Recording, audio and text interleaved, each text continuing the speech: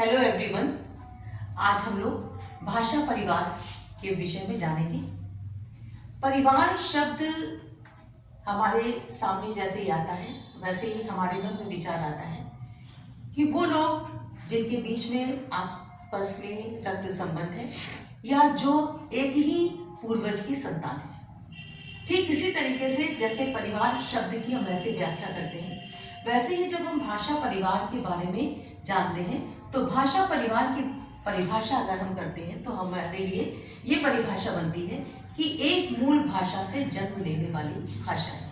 यानी वो सारी भाषाएं जिनका कि जन्म किसी एक मूल भाषा से हुआ है वो सब एक ही भाषा परिवार की भाषाएं मानी जाती हैं और उन सब के सहयोग से एक भाषा परिवार का निर्माण होता है।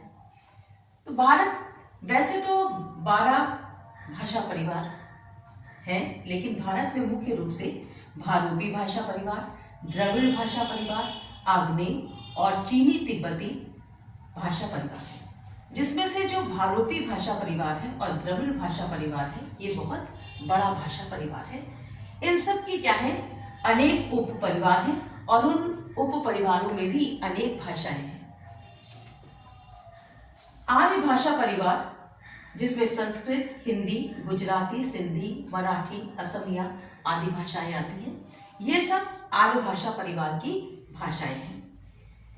अंग्रेजी, जर्मन, फ्रांसीसी, रूसी, ग्रीक इन सभी भाषाओं को मिलाकर ये जो सम्मिलित भाषा परिवार बनता है ये भारूपी भाषा परिवार है। और इन परिवारों में से, इन भाषाओं में से जो भाषाएं भारत में बोली जाती हैं वो सब आर्य भाषा परिवार की भाषाएं कही जाती हैं। दूसरा बड़ा परिवार द्रविड़ भाषा परिवार का है, जिसमें से मलयालम है, तमिल है, तेलुगु है, कन्नड़ है, ये सारी भाषाएं आती हैं। तीसरा परिवार आग्नेय भाषा परिवार का है, जिसमें संथाली आदि भाषाएं हैं। और चीनी तिब्बती परिवार जिसमें कि बोडो, मणिपुरी आदि भाषाएं आती हैं। ये जितने भी भाषा परिवार हैं इन सब के अनेक उप परिवार हैं और उन उप परिवारों की भी अनेक भाषाएं हैं। अब हमारे पास तक जो खड़ी बोली आज जिसका हम प्रयोग करते हैं वो किन चरणों से होकर गुजरी है और कैसे इसका विकास हुआ है। सबसे पहला रूप हमारे सामने वैदिक संस्कृत का आता है, जिसमें कि दूसरा रूप लौकिक संस्कृत का है। इसके बाद तीसरा रूप हमारे सामने पाली प्राकृत का है और चौथा रूप अपभ्रंश का है, जिससे विकास पाते पाते भाषा हमारे पास तक पहुंची है।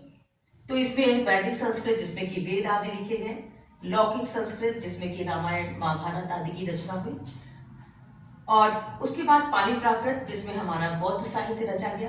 पाली प्राकृत जो था वो लौकिक संस्कृत का ही परिवर्तित रूप था। उसके बाद अपभ्रंश आया, अपभ्रंश प्राकृत का परिवर्तित रूप था। इसकी भी अनेक शाखाएं जैसे शौरसेनी है, मागधी है, महाराष्ट्री है आदि अनेक रूप अपभ्रंश के भी प्रचलित हुए। और धीरे धीरे यहीं से जो हमारी भाषा है जो आज हम बोल रहे हैं उसका धीरे धीरे क्रमिक विकास हुआ, जिसको हम आगे जानेंगे। तो ये 12 जो परिवार हैं इनमें कौन कौन से परिवार हैं क्या आप हमें कमेंट बॉक्स में ज़रूर बताएं। और यदि आपको चैनल अच्छा लगता है तो आप इसे सब्सक्राइब करना ना भूलें। क्या हुआ? क्या?